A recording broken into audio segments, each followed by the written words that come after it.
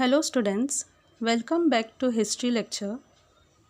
In this lecture we will continue our chapter number 2. In this lesson we are studying about various ruling powers existed in India before the times of Shivaji Maharaj.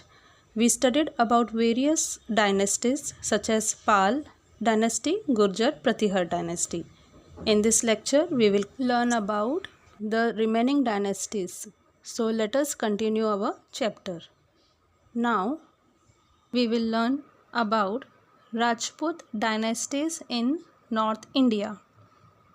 Among the Rajput dynasties in North India, the Ghatwal and the Parmar dynasties were the important ones. Before we learn more about the Rajput dynasty, let us know who were the Rajputs.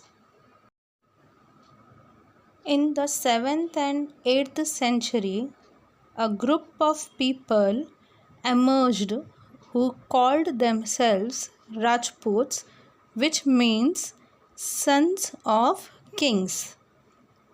They were warriors who hailed from Rajasthan and parts of central India. Rajputs were known for their courage and loyalty. Even Rajput women were trained for warfare and did not hesitate to go into the battlefield. Among Rajputs, Prithviraj Chauhan, belonging to the Chauhan dynasty, was a valiant king. The Battle of Tarai was fought between Prithviraj Chauhan and Muhammad Ghuri. In the first battle, Prithviraj Chauhan defeated Muhammad Ghuri.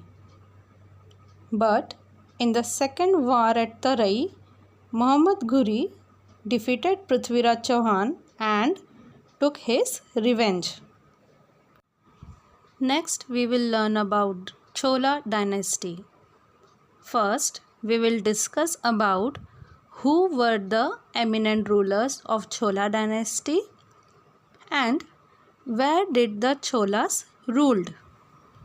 Rajaraj I and Rajendra I, belonging to the Chola dynasty in Tamil Nadu, were the eminent rulers. The Cholas conquered the Maldive Islands and Sri Lanka using their naval strength. King Vishnuvardhan, belonging to the Hoysal dynasty in Karnataka, had conquered whole Karnataka. Next dynasty is Rashtrakud dynasty. It was founded in Maharashtra by Govind III. The Rashtrakud power spread from Kannauj up to Rameshwar. Later, Krishna III, the king of Rashtrakud dynasty, conquered the region up to Allahabad. Three dynasties of Shilahars emerged in western Maharashtra. One ruled over Thane and Raigad in northern Konkan and second ruled in south Konkan, while the third dynasty ruled over some parts of present-day Kolhapur, Satara, Sangli and Belgaum district. Do you know, students, which power was the last power before the period of Shivaji Maharaj? Which period is considered to be the golden period of Marathi language and literature? Let us see. The last prosperous power before the period of Shivaji Maharaj was that of Yadavas. The capital of William V of the Yadava dynasty was at Deogiri near Aurangabad. He extended his rule beyond the Krishna river. The Yadava period is considered to be the golden period of Marathi language and literature. It was this period that the Mahanubhav Panth and the Warkari movement emerged. Let us learn in detail about Mahanubhav Panth and Warkari movement.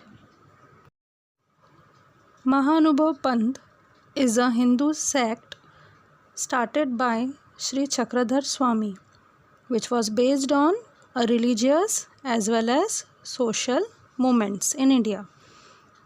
This literature generally describes the incarnations of gods, commentaries on the Bhagavad Gita, and the stories of Sri Krishna. Warkari means performing the Wari to Pandharpur in the worship of Lord Vitthal, also known as Lord Vithoba. Palkis carrying the Paduka, which means footprints of the deity, are taken from their shrines to Pandharpur.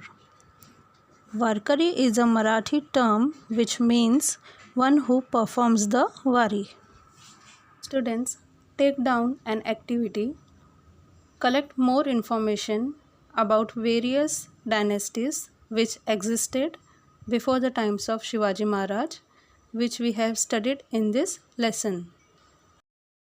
In next lecture, we will continue with the same chapter and we will learn about invasions from the northwest and Sultanate in the north. Thank you.